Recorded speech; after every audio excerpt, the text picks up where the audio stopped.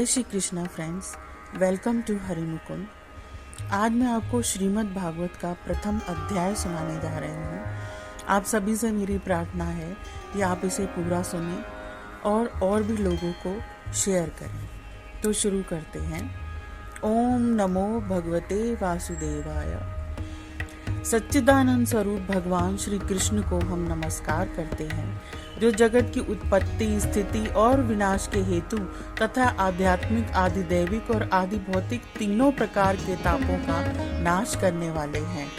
जिस समय शुकदेव जी का यज्ञोपवीत संस्कार भी नहीं हुआ था तथा लौकिक वैदिक कर्मों के अनुष्ठान का अवसर भी नहीं आया था, तभी उन्हें अकेले ही संन्यास लेने के लिए घर से जाते देखकर उनके पिता व्यास जी विरह से कातर होकर पुकारने लगे, बेटा बेटा तुम कहाँ जा रहे हो। उस समय वृक्षों ने तन्मय होने के कारण श्री शुकदेव जी की ओर से उत्तर दिया था। ऐसे सर्वभूत हृदय स्वरूप श्री शुकदेव मुनि को नमस्कार करते हैं। एक बार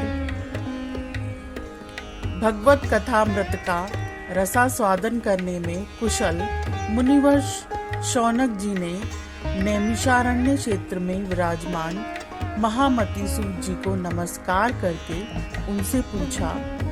शौनक जी बोले, सूत जी, आपका ज्ञान अज्ञान अंधकारों को नष्ट करने के लिए करोड़ों सूर्यों के समान है। आप हमारे कानों के लिए रसायन अमृत स्वरूप सार गर्भित कथा कहिए। भक्ति, ज्ञान और वैराग्य से प्राप्त होने वाले महान विवेक की वृद्धि किस प्रकार होती है तथा वैष्णव लोग किस तरह इस माया मोह से अपना पीछा छुड़ाते हैं। इस घोर कली काल में जीव प्राय आसुर स्वभाव के हो गए हैं। विविध कलेशों से आक्रांत इन जीवों को शुद्ध बनाने का सर्वश्रेष्ठ उपाय क्या है। सूत जी, आप हमें कोई ऐसा शाश्वत साधन बताइए जो सबसे अधिक कल्याणकारी तथा पवित्र करने वालों में भी पवित्र हो तथा जो भगवान श्री कृष्ण की प्राप्ति करा दे। चिंतामणि केवल लौकिक सुख दे सकती है और कल्पवृक्ष अधिक से अधिक स्वर्गीय संपत्ति दे सकता है, परंतु गुरुदेव प्रसन्न होकर भगवान का योगी दुर्लभ नित्य वैकुंठ धाम दे देते हैं। तो सूत जी ने कहा, शौनक जी, तुम्हारे हृदय में भगवान का प्रेम है, इसलिए मैं विचार कर तुम्हें संपूर्ण सिद्धांतों का निष्कर्ष सुनाता हूँ, जो जन्म मृत्यु के भय का नाश कर देगा, जो भक्ति के प्रवाहकों को बढ़ाता है और भगवान श्री कृष्ण की प्रसन्नता का प्रधान कारण है। मैं तुम्हें वह साधन बतलाता हूँ, उसे सावधान होकर सुनो। श्री शुकदेव जी ने कलयुग में जीवों के काल रूपी सर्प के मुख का ग्रास होने के त्रास का अत्यंतिक नाश करने के लिए श्रीमद् भागवत शास्त्र का प्रवचन किया है। मन की शुद्धि के लिए इससे बढ़कर कोई साधन नहीं है। जब मनुष्य के जन्म जन्मांतर का पुण्य उदय होता है, तभी उसे इस भागवत शास्त्र की प्राप्ति होती है। जब शुकदेव जी राजा परीक्षित को यह कथा सुनाने के लिए सभा में विराजमान हुए, तब देवता लोग उनके पास अमृत का कलश लेकर आए।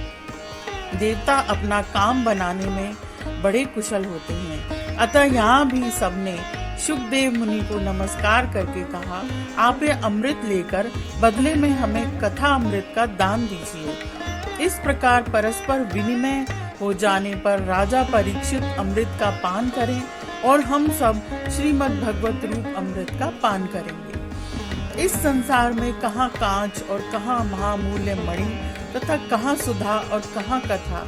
श्री शुकदेव जी ने उस समय देवताओं की हंसी उड़ा दी। उन्हें भक्ति शून्य जानकर कथा अमृत का दान नहीं किया। इस प्रकार यह श्रीमद् भगवत की कथा देवताओं के लिए भी दुर्लभ है। पूर्व काल में श्रीमद् भगवत के श्रवण से ही राजा परीक्षित की मुक्ति देखकर ब्रह्मा जी को भी बड़ा आश्चर्य हुआ था। उन्होंने सत्यलोक में तराजू बांधकर सब साधनों को तोला। अन्य सभी साधन तौल में हल्के पड़ गए। अपने महत्व के कारण भागवत ही सबसे भारी रहा। यह देखकर सभी ऋषियों को बड़ा विस्मय हुआ। उन्होंने कलयुग में इस भगवत रूप भगवत शास्त्रों शास्त्र को ही पढ़ने सुनने तत्काल मोक्ष देने वाला निश्चय किया। सप्ताह का विधि से श्रवण करने पर यह निश्चय भक्ति प्रदान करता है। पूर्व काल में इसे दया परायण सनकादि ने देवऋषि नारद को सुनाया था। यद्यपि देवऋषि पहले ब्रह्मा जी के मुख से इसे श्रवण कर लिया था, तथापि सप्ताह श्रवण की विधि तो उन्हें सनकादि ने ही बताई थी। शौनिक जी ने पूछा, संसार के प्रपंच से मुक्त एवं विचरणशील नारद जी का सनकादिक के साथ संयोग कहाँ हुआ और विधि विधान के श्रवण में उनकी प्रीति कैसे हुई? तब सूत जी ने कहा, अब मैं तुम्हें वह भक्तिपूर्ण कथानक सुनाता हूँ जो शुकदेव जी मुझे अपना अनन्य शिष्य जानकर एकांत में सुनाया था। एक दिन विशालापुरी में वे चारों निर्मल ऋषि सत्संग के लिए आए। वहां उन्होंने नारद जी को देखा। सनकादि ने पूछा, ब्राह्मण, आपका मुख उदास क्यों हो रहा है? आप चिंतातुर कैसे हैं? इतनी जल्दी जल्दी आप कहाँ जा रहे हैं और आपका आगमन कहाँ से हो रहा है? इस समय तो आप उस पुरुष के समान व्याकुल जान पड़ते हैं जिसका सारा धन लुट गया हो। आप जैसे आसक्ति रहित पुरुषों के लिए यह उचित नहीं है, इसका कारण बताइए। तब नारद जी ने कहा, मैं सर्वोत्तम लोक समझकर पृथ्वी में आया था। यहाँ पुष्कर, प्रयाग, काशी, गोदावरी, हरिद्वार, कुरुक्षेत्र, सेतबंद आदि कई तीर्थों में इधर उधर विचरता रहा, किंतु मुझे कहीं भी मन को संतोष देने वाली शांति नहीं मिली। इस समय अधर्म के सहायक कलयुग ने सारी पृथ्वी को पीड़ित कर रखा है। अब यहाँ सत्य, तप, शौच, दया, दान आदि कुछ भी नहीं है। बेचारे जीव केवल अपना पेट पालने में लगे हुए हैं। वे असत्य भाषी, आलसी, मंद बुद्धि, भाग्यविहीन, उपद्रवग्रस्त हो गए हैं। जो साधु संत कहे जाते हैं वे पूरे पाखंडी हो गए हैं। देखने में तो वे विरक्त हैं, किंतु स्त्री धन आदि सभी का परिग्रह करते हैं। घरों में स्त्रियों का राज्य है। साले सलाहकार बने हुए हैं। लोभ से लोग कन्या विक्रय करते हैं और स्त्री पुरुषों में कलह मचा रहता है। महात्माओं के आश्रम, तीर्थ और नदियों पर यवनों का अधिकार हो गया है। उन दृष्टों ने बहुत से देवालय भी नष्ट कर दिए हैं। इस समय यहाँ न कोई योगी है, न सिद्ध है, न ज्ञानी है और न सत्कर्म करने वाला ही है। सारे साधन इस समय काली रूप दावानल से जलकर भस्म हो गए हैं। इस कलयुग में सभी देशवासी बाजारों में अन्न बेचने लगे हैं। ब्राह्मण लोग पैसा लेकर वेद पढ़ाते हैं और स्त्रियां वैश्यावृत्ति से निर्वाह कर रही हैं। इस तरह कलयुग देश देखकर और पृथ्वी पर विचरता हुआ मैं यमुना जी के तट पर पहुंचा, जहां भगवान श्री कृष्ण की अनेकों लीलाएं हो चुकी हैं। मुनिवरों, सुनिए, वहां मैंने एक बड़ा आश्चर्य देखा। वहां एक युवती स्त्री खिन्न मन से बैठी थी। उसके पास दो वृद्ध पुरुष अचेत अवस्था में पड़े जोर जोर से सांस ले रहे थे। वह तरुणी उनकी सेवा करती हुई कभी उन्हें चेत कराने का प्रयत्न करती और कभी उनके आगे रोने लगती। वह अपने शरीर के रक्षक परमात्मा को दशों दिशाओं में देख रही थी। उसके चारों ओर सैकड़ों स्त्रियां उसे पंखा झल रही थीं और बार बार समझाती जाती थीं। दूर से यह सब चरित्र देखकर मैं कौतूहलवश उसके पास चला गया। मुझे देखकर वह युवती खड़ी हो गई और बड़ी व्याकुल होकर कहने लगी, अजी महात्मा जी, क्षण भर ठहर जाइए और मेरी चिंता को भी नष्ट कर दीजिए। आपका दर्शन तो संसार के सभी पापों को सर्वथा नष्ट कर देने वाला है। आपके वचनों से मेरे दुख की भी बहुत कुछ शांत हो जाएगा। मनुष्य का जब बड़ा भाग्य होता है तभी आपके दर्शन होते हैं। तब नारद जी कहते हैं, मैंने उस स्त्री से पूछा, देवी तुम कौन हो? ये दोनों पुरुष तुम्हारे क्या होते हैं और तुम्हारे पास ये कमल नयनी देवियां कौन हैं? तुम हमें विस्तार से अपने दुख का कारण बताओ। तब युवती ने कहा, मेरा नाम भक्ति है। ये ज्ञान और वैराग्य नामक मेरे पुत्र हैं। समय के फेर से ही ये ऐसे जर्जर हो गए हैं। ये देवियां गंगा जी और नदियां हैं। ये सब मेरी सेवा करने के लिए ही आई हैं। इस प्रकार साक्षात देवियों के द्वारा सेवित होने पर भी मुझे सुख शांति नहीं है। तपोधन, अब ध्यान देकर मेरा वृत्तांत सुनिए। मेरी कथा वैसे तो प्रसिद्ध है, फिर भी उसे सुनकर आप मुझे शांति प्रदान करें। मैं द्रविड़ देश में उत्पन्न हुई, कर्नाटक में बढ़ी, कहीं कहीं महाराष्ट्र में सम्मानित हुई, किंतु गुजरात में मुझको बुढ़ापे ने आ घेरा। वहाँ घोर कलयुग के प्रभाव से पाखंडियों ने मुझे अंग भंग कर दिया। चिरकाल तक यह अवस्था रहने के कारण मैं अपने पुत्रों के साथ दुर्बल और निस्तेज हो गई। अब जब से मैं वृंदावन आई तब से पुनः परम सुंदरी सुरूपवती नवयुवती हो गई हूँ, किंतु सामने पड़े हुए ये दोनों मेरे पुत्र थके मांदे दुखी हो रहे हैं। अब मैं यह स्थान छोड़कर अन्यत्र जाना चाहती हूँ। ये दोनों बूढ़े हो गए हैं, इसी दुख से मैं दुखी हूँ। मैं तरुणी क्यों और ये दोनों मेरे पुत्र बूढ़े क्यों? हम तीनों साथ साथ रहने वाले हैं, फिर यह विपरीतता क्यों? होना तो यह चाहिए कि माता बूढ़ी हो और पुत्र तरुण। इसमें मैं आश्चर्यचकित चित्त से अपनी इस अवस्था पर शोक करती रहती हूँ।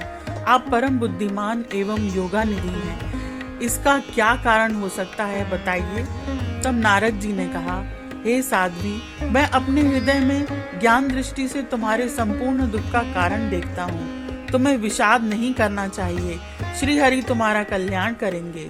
सूत जी कहते हैं, मुनिवर नारद जी ने एक क्षण में ही इसका कारण जानकर कहा, देवी सावधान होकर सुनो, यह दारुण कलयुग है। इससे इस समय सदाचार, योग मार्ग और तप आदि सभी लुप्त हो गए हैं। लोग शठता और दुष्कर्म में लगकर अघासुर बन गए हैं। संसार में जहाँ देखो वहीं सत्य पुरुष दुख से म्लान है और दुष्ट सुखी हो रहे हैं। इस समय जिस बुद्धिमान पुरुष का धैर्य बना रहे वही बड़ा ज्ञानी या पंडित है। पृथ्वी क्रमशः प्रतिवर्ष शेष जी के लिए भार रूप होती जा रही है। अब यह छूने योग्य तो क्या, देखने योग्य भी नहीं रह गई है और न इसमें कहीं मंगल ही दिखाई देता है।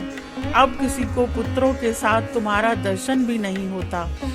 विषया अनुराग के कारण अंधे बने हुए जीवों से उपेक्षित होकर तुम जर्जर हो रही थी। वृंदावन के संयोग से तुम फिर नवीन तरुणी हो गई हो। अतः ये वृंदावन धाम धन्य है, जहाँ भक्ति सर्वत्र नृत्य कर रही है।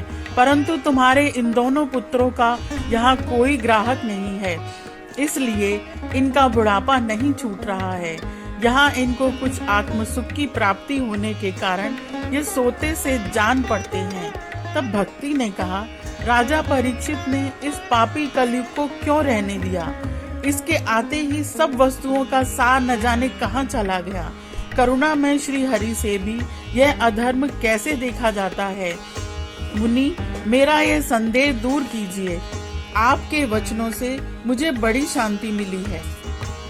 नारद जी बोले, यदि तुमने पूछा है तो प्रेम से सुनो कल्याणी, मैं तुम्हें सब बताऊंगा और तुम्हारा दुख दूर हो जाएगा। जिस दिन भगवान श्री कृष्ण इस भूलोक को छोड़कर अपने परम धाम को पधारे, उसी दिन से यहाँ संपूर्ण साधनों में बाधा डालने वाला कलयुग आ गया। दिग्विजय के समय राजा परीक्षित की दृष्टि पड़ने पर कलयुग दीन के समान उनकी शरण में आया। ब्रह्म के समान सारग्राही राजा ने यह निश्चय किया कि इसका वध मुझे नहीं करना चाहिए, क्योंकि जो फल तपस्या, योग एवं समाधि से भी नहीं मिलता, कल युग में वही फल श्री हरि कीर्तन से ही भली भांति मिल जाता है। इस प्रकार सारहीन होने पर भी उसे इस एक ही दृष्टि से सारयुक्त देखकर उन्होंने कलयुग में उत्पन्न होने वाले जीवों के सुख के लिए ही इसे रहने दिया था। इस समय लोगों के कुकर्मों में प्रवृत्त होने के कारण सभी वस्तुओं का सार निकल गया है और पृथ्वी के सारे पदार्थ बीजहीन भूसी के समान हो गए हैं। ब्राह्मण केवल अन्न धनादि के लोभवश घर घर एवं जन जनों को भागवत की कथा सुनाने लगे हैं, इसलिए कथा का सार चला गया। तीर्थों में नाना प्रकार के अत्यंत घोर कर्म करने वाले नास्तिक और नारकी पुरुष भी रहने लगे हैं। इसलिए तीर्थों का भी प्रभाव जाता रहा। जिनका चित्त निरंतर काम, क्रोध, महान लोभ और तृष्णा से तपता रहता है, वे भी तपस्या का ढोंग करने लगे हैं। इसलिए तप का भी सार निकल गया। मन पर काबू न होने के कारण तथा लोभ, दंभ और पाखंड का आश्रय लेने के कारण एवं शास्त्र का अभ्यास न करने से ध्यान योग का फल मिट गया। पंडितों की यह दशा है कि वे अपनी स्त्रियों के साथ पशु की तरह रमण करते हैं। उन्होंने संतान पैदा करने की ही कुशलता पाई है। मुक्ति साधन में वे सर्वथा अकुशल हैं। संप्रदायानुसार प्राप्त हुई वैष्णवता भी कहीं देखने में नहीं आती। इस प्रकार जगह जगह सभी वस्तुओं का सार लुप्त हो गया है। यह तो इस युग का स्वभाव ही है, इसमें किसी का दोष नहीं है। इससे पुंडरीकाक्ष भगवान बहुत समीप रहते हुए भी यह सब सह रहे हैं। सूत जी कहते हैं, शौनक जी, इस प्रकार देवर्षि नारद के वचन सुनकर भक्ति को बड़ा आश्चर्य हुआ। फिर उसने जो कुछ कहा उसे सुनिए। भक्ति ने कहा, देवर्षि, आप धन्य हैं। मेरा बड़ा सौभाग्य था जो आपका समागम हुआ। संसार में साधुओं का दर्शन ही समस्त सिद्धियों का परम कारण है। आपका केवल एक बार का उपदेश धारण करके कयाधु कुमार प्रहलाद ने माया पर विजय पाकर, ध्रुव ने भी आपकी कृपा से ही ध्रुपद प्राप्त किया था। आप सर्व मंगल और साक्षात श्री ब्रह्मा जी के पुत्र हैं। मैं आपको नमस्कार करती हूँ। अतः प्रथम अध्याय यहीं पर समाप्त होता है। आज के लिए इतना ही। अगर आपको यह अध्याय अच्छा लगा है और आप आगे भी सुनना चाहते हैं तो please like, share and subscribe my channel.